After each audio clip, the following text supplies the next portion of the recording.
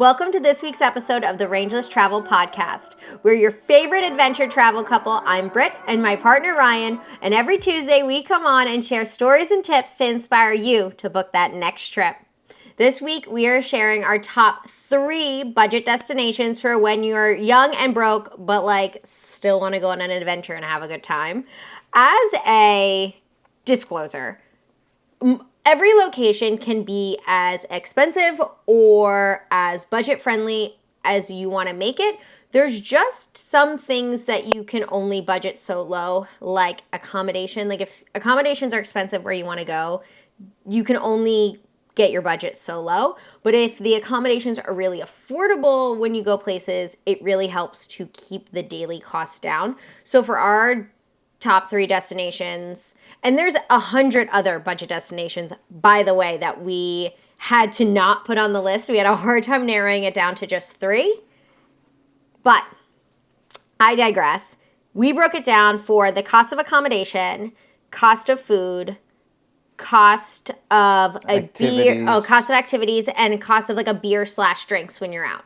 Because those things, no matter where you go, they're kind of what is gonna govern how much you're spending. How much you're spending on a day. And because we like to travel on about $50 a day, we like to keep our budget, particularly for accommodation, food, as low as possible. So we get to go more places and see more incredible and amazing things and get to have more experiences. Right.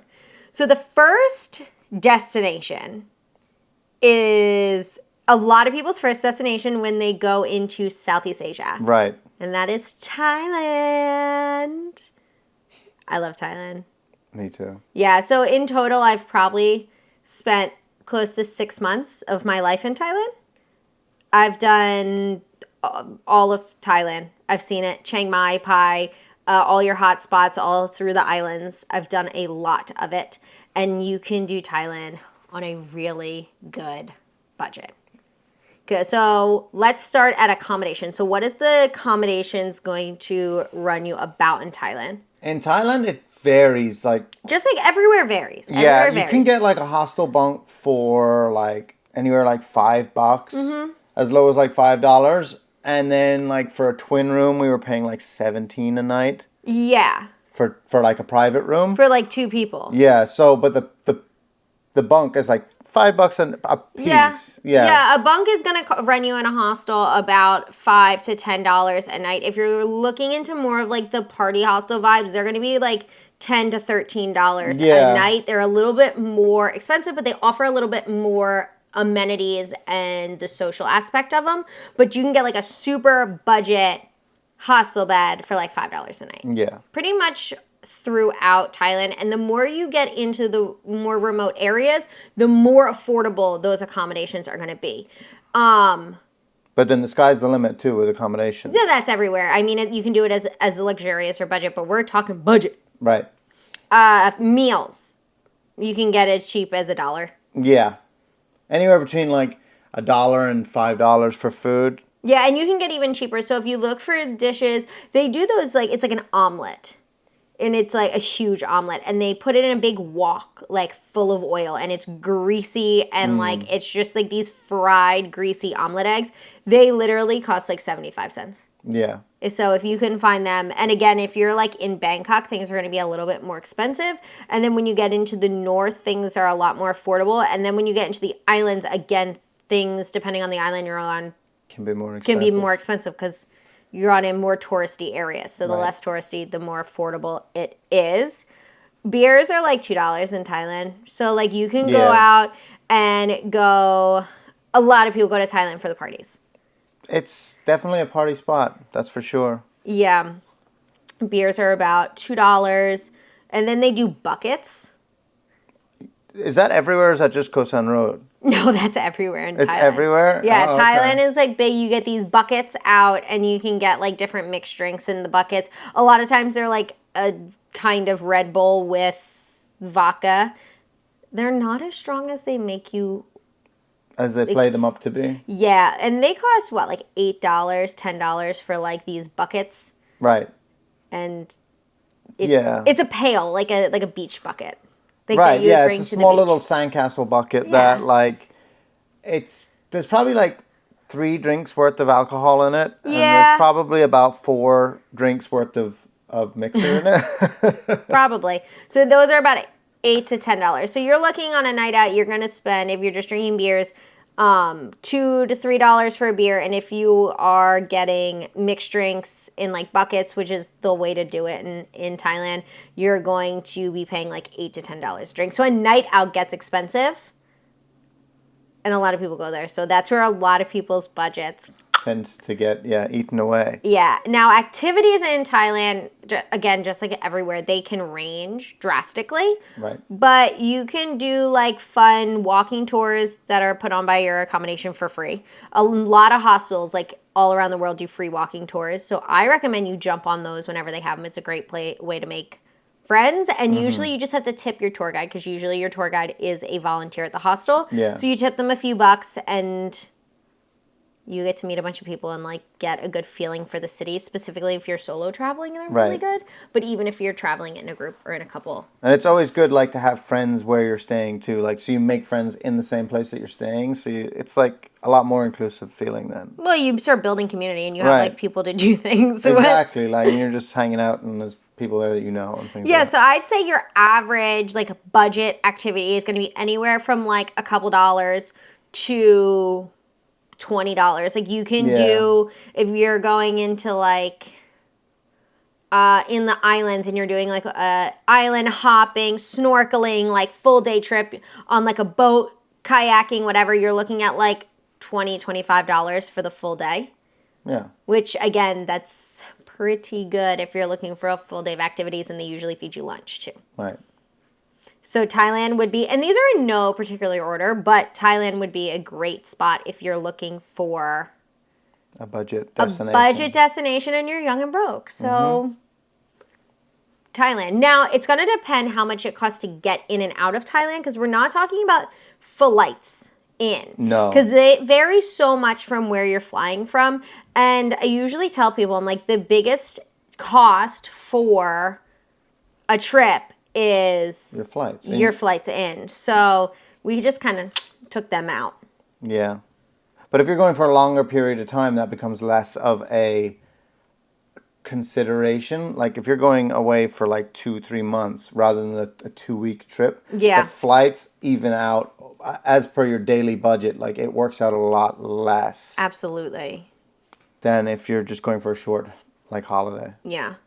Our next spot that I think is great if you want more of like go to Europe, because Europe can be pricey AF, especially if you want to go in the summer or during like the high season. I would say go to Greece. Now, Greece has a lot of islands, and there's Athens because like there's mainland Greece. I would recommend, if you want to do budget, like if you go to Santorini, you're blowing your budget. Like you're blowing it. It's gone. If you're looking for more budget friendly, I'd say going down to the island of Crete. Crete is the largest island, and it's also the most southern island, and it's beautiful.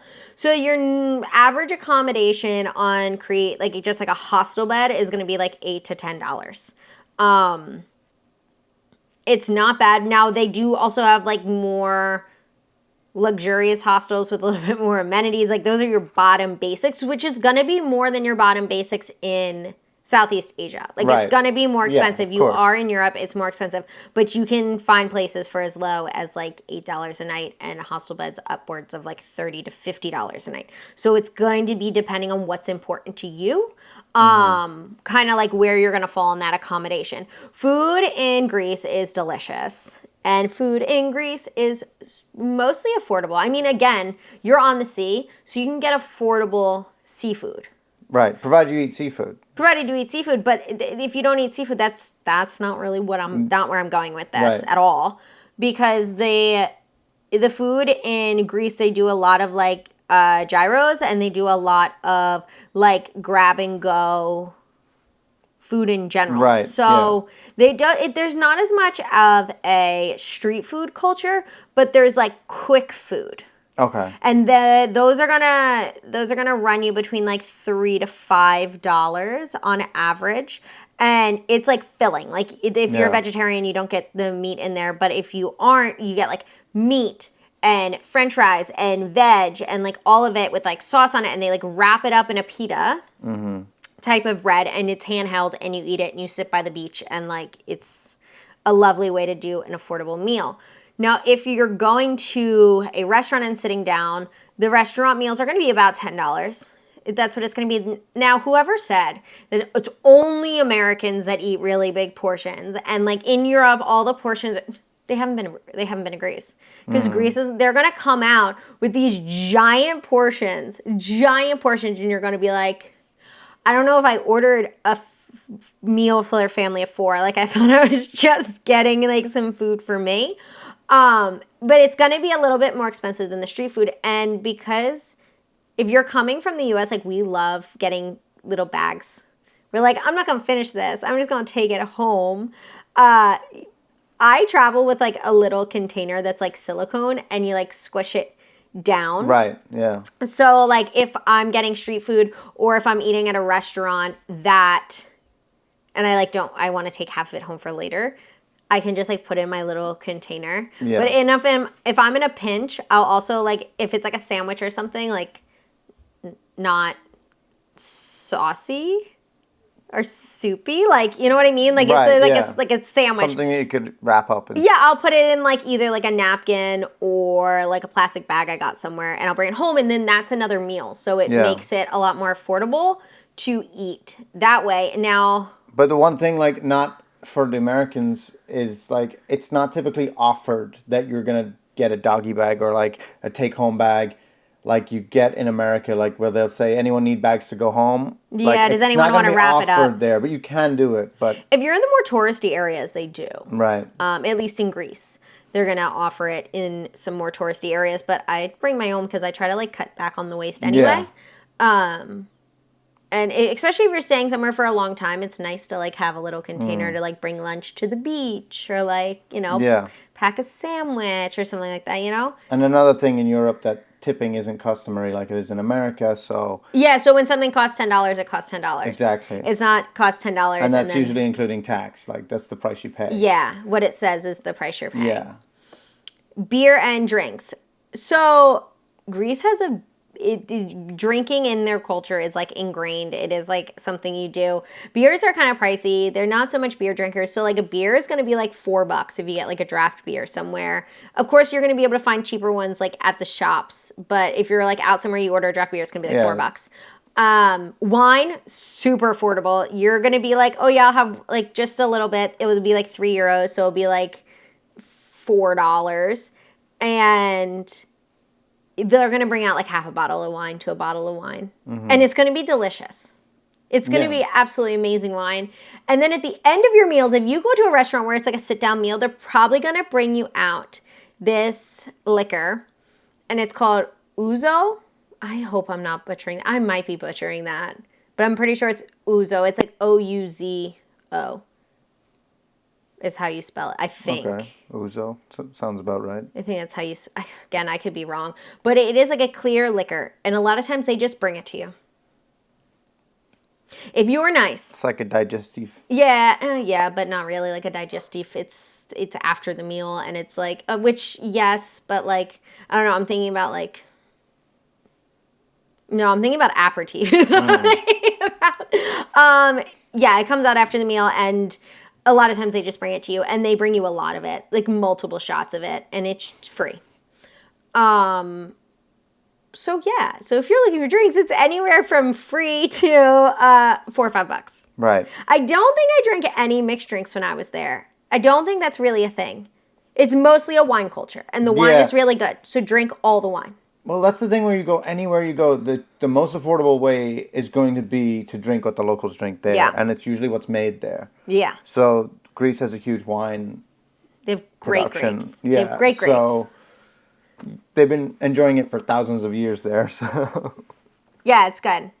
All right. The next one. So I did, when I was in Greece, let me backtrack for a second. When I was in Greece, I did Greece for, when I was just staying in a spot, for about $50 a day. But I wasn't in Greece for that long. I was only in Greece for about 2 weeks. So I find when I'm in a place for a shorter amount of time, I spend more money. Yeah. Because I want to like squeeze everything in. And Right. activities, because I forgot about activities for Greece. Activities, you're in Greece, right? So like you go there for beautiful beaches. Beaches are free. So you just get your booty to a beach and it's all free. A lot of the stuff is that you want to see is honestly just like in the city, is like in nature, and there's tons of ruins, and they'll be like right before you know it, all of a sudden you're like walking on an ancient road. Right. And you're like, am I allowed? Oh no, everyone's walking here. Like this is the road they use. This is the road that's been in use for the last 2,000 years. So a lot of the things that you want to see and do are free. There's also a lot of very special things and like very special experiences that you can have in Greece. Going into certain ruins, like I went in to go see, like walk through where the Minotaur was said to live. That costs a few dollars. But again, they also have like the day boats where you go out for the day, and those are going to run anywhere from like $30 to like thousands of dollars depending. So you're looking at like any activity to fit in a budget is anything from free, and you just go to the beach and you explore the cities, and it's beautiful. You can go into different ruins. They're going to be anywhere from like $5 to go in to like $20 to go in, just depending on what packages you're getting. Right. So whatever activity or whatever your budget is, you can find something to fit it, which is one of the things I like, because I like to do and see things when I'm at a place, and I like to be able to splurge some days and then like pull it back other days, so that like I can be like, oh, I know I really want to go on this really amazing like boat, and they take you out and you go snorkeling and you see the fishes. I love a boat adventure. I'm like, put me on a boat adventure and like let me jump off the side and like swim with a fish. Like I'm ready for it. Yeah. But those are typically a little bit more expensive. So I like to do it where it's like I know that there's a ton of things I can do for free or very affordable, like at the price of a bus ticket to get there. You know what I mean? Which is just going to be like €1 or €2. So I can go and like splurge one day on like a really cool experience, and the next day kind of stay like low key and like drink €2 wine from the market and like eat some like olives on like a free beach and like hang out for the day and like stay more low key and like help my budget a little bit. Yeah. Would you like to introduce our last destination? Yeah, our last destination was actually our first destination on this latest trip that we were on, Vietnam. Vietnam is widely regarded as the most affordable country in the world. Meals there are going to cost you anywhere between $1 and like $3. It depends. Yeah, it's a little bit more. It's more affordable in northern Vietnam. Right. Things get more expensive as you move south. Even though northern Vietnam is where we got ripped off the most for food. Yeah. By one guy who was the only guy open in town that day, and he decided to charge us $10 for a little bit of chicken and rice and a coffee. Yeah. Yeah. But yeah. Ryan's still feeling some type of way about this. Yeah. 6 months later, he's like, remember that time when we had chicken and rice for $10? People even commented on our YouTube video saying, oh my God, how did he charge you so much money? I know, because he did. He set it up like a whole sob story too. And he was like, I volunteer. I have a YouTube channel.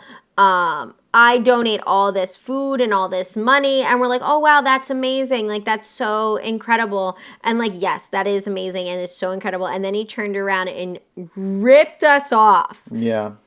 That was a $3 meal charged at $10. But anyways, I digress.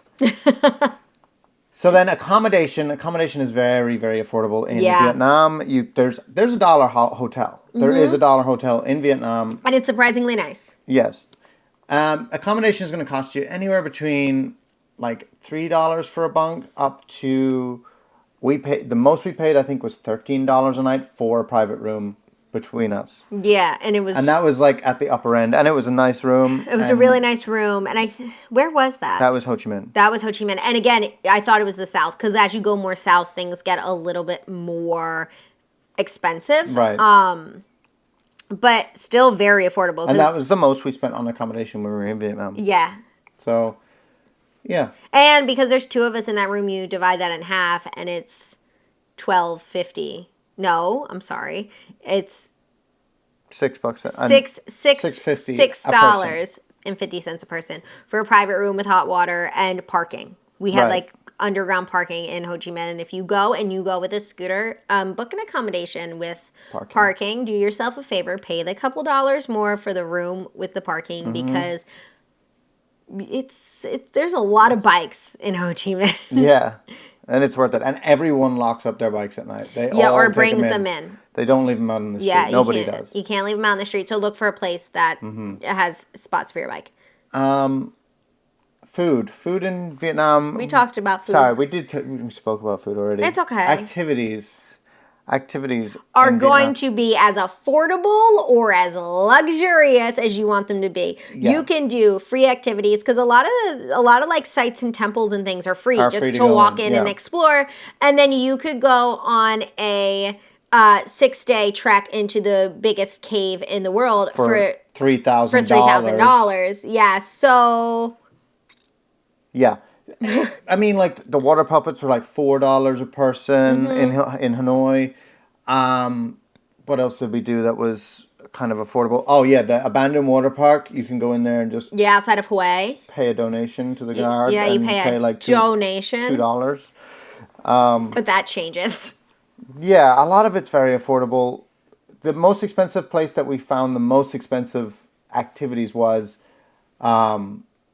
Phang Nga was expensive. Yeah, just because of like it's a lot of cave exploration, it's a lot of full day treks, it's a lot of things like that. Like we saw a lot of tours for like $60. Yeah, they were like person. $60 to $80 a person. And then the other place where we found was very expensive was Dalat.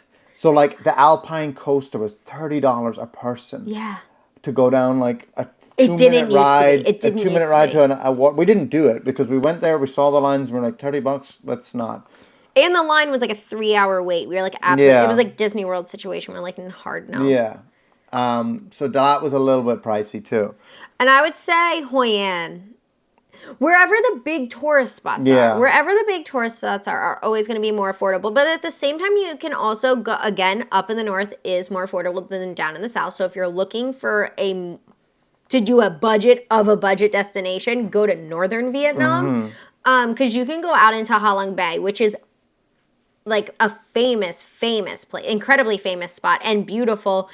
And you can go and like stay overnight on a boat for about $20 a person, and they're feeding you, and you're in the middle of a lagoon, sort of like surrounded. It's the South China Sea.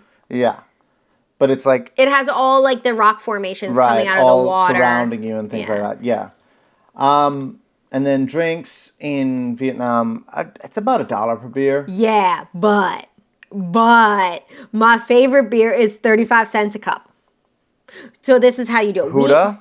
No, well, I love Huda's my favorite brand of beer in Vietnam. I feel some type of way about it.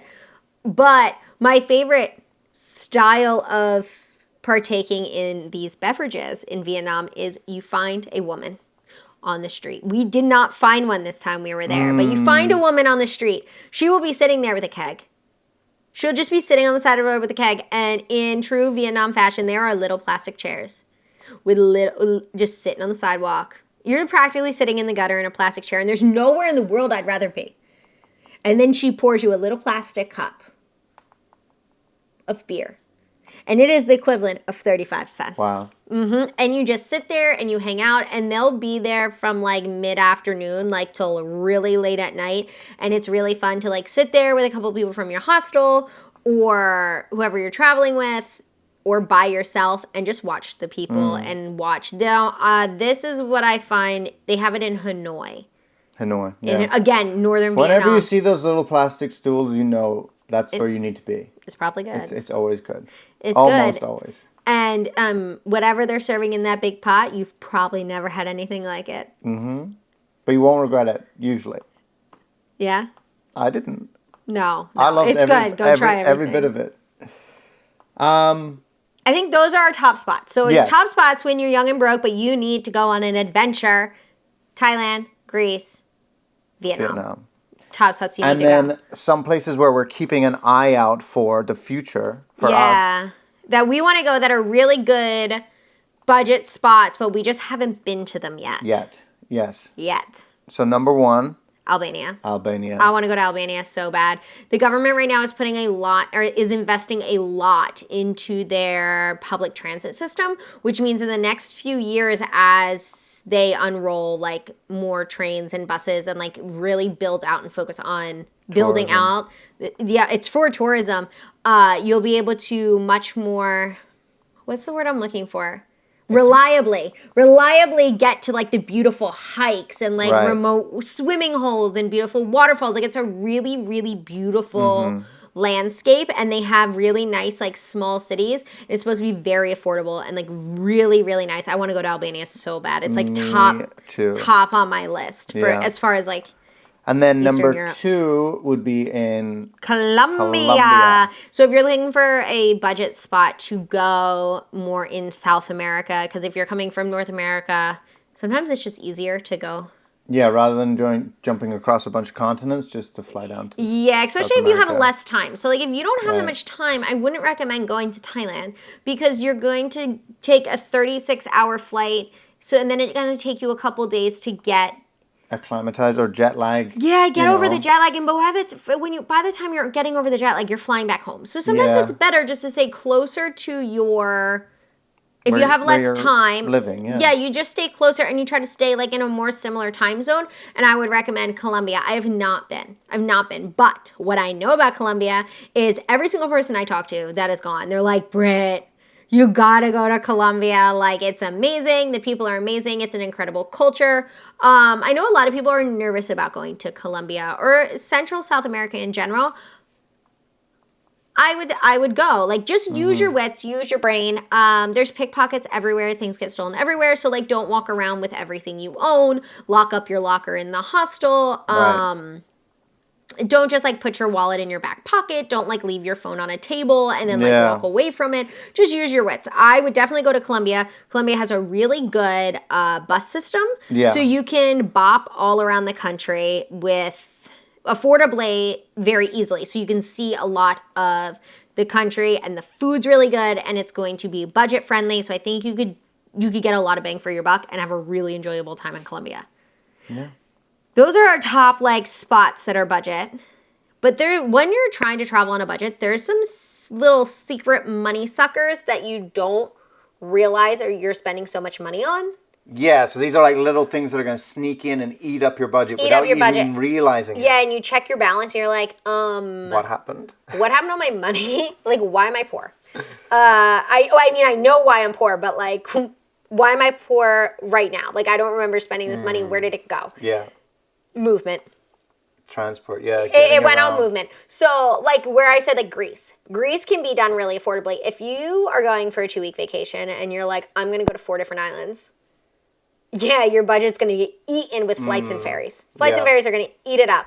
If you're in Vietnam, you can get a hostel for $3 a night, $5 a night for a hostel bunk.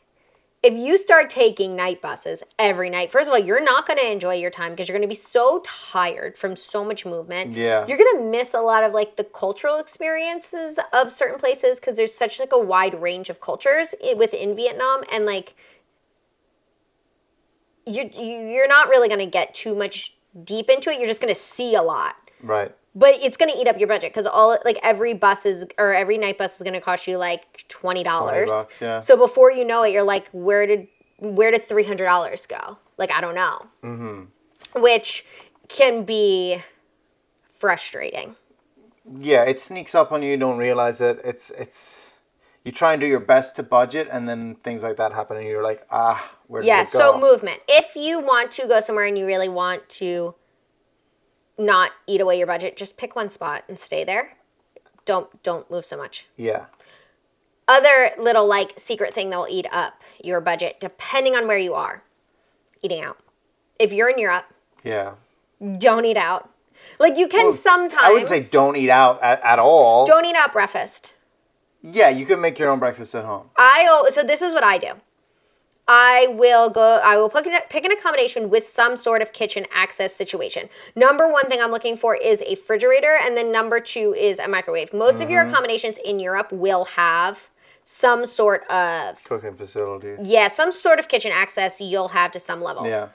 I will get some things for breakfast and maybe make a snack to bring with you. And usually make a snack to bring with me. And then we'll go exploring for the day, eat my snack at some point. and I bring that little container I have, and then I'll get lunch somewhere, because usually the lunch menu is a little bit cheaper than the dinner menu. Yeah. So when I go out exploring for the day, I bring my container and I'll order a lunch. I immediately will cut it in half and put a half in my container. Because if it's sitting in front of me, I'm going to eat all of it. Now, I probably am not going to need all of it to be full. So I cut it in half, put it in my container, put that like in my backpack, continue on my day. And then in the evening time when I'm hungry, or just later when I'm hungry, I eat that other half. Usually for dinner, but sometimes I need second dinner.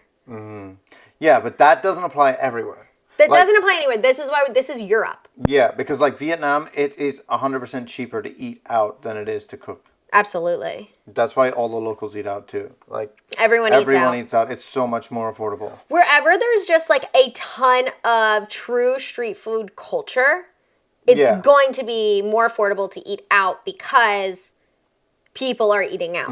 Right. Might be healthier, but it's more affordable. It's definitely not healthier. Do you have any other like things you think like suck money away? No. Drinking. But that's not even sneaky. Yeah, that's Drinking not even. is like, you're going to spend I a lot don't of know. money. Sometimes on a night out, in the morning, I'm like, I didn't spend all that money. That was somebody else. That's pretty sneaky of me last night to spend all that money. Obviously, if you like going out all the time, it's gonna eat your budget. It's gonna take up most of your budget. It's gonna be your most spent on thing if you're out every night till late. Yeah, and I don't think there's. I mean, you do you. Everyone travels differently, but I tend to not party that much out because that's gonna be the whole budget. Like you can either go out partying all night, or you can go out and like. Yeah, I much prefer like to grab a drink in the evening, like looking at a nice view or something, and then go home. Is this us being old? Might be.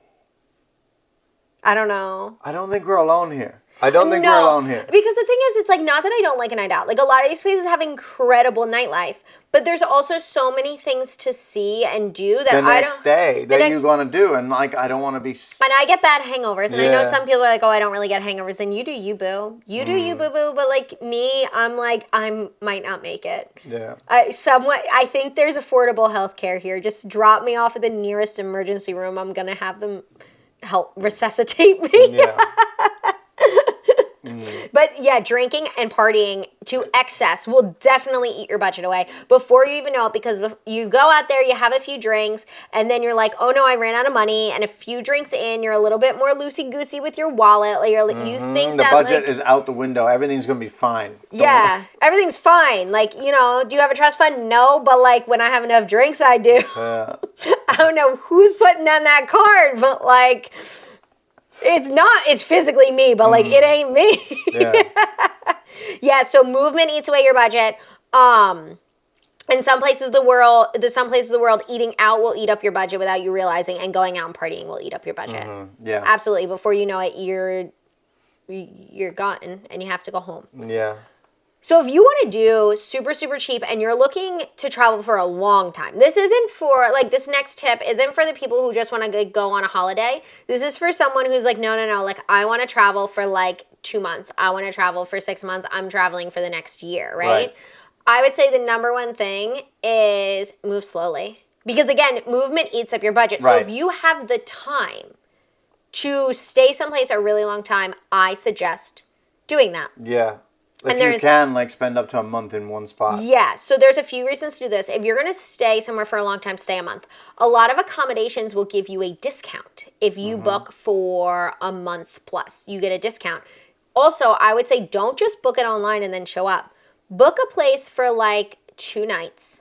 Right. And when you're there, if you're going to stay there for a month plus, look for a place on the ground. So like when you're driving around, let's say you're in Indonesia, right? Because a lot of people like to spend extended times in Indonesia because I might be biased, but like it's the best place in the world.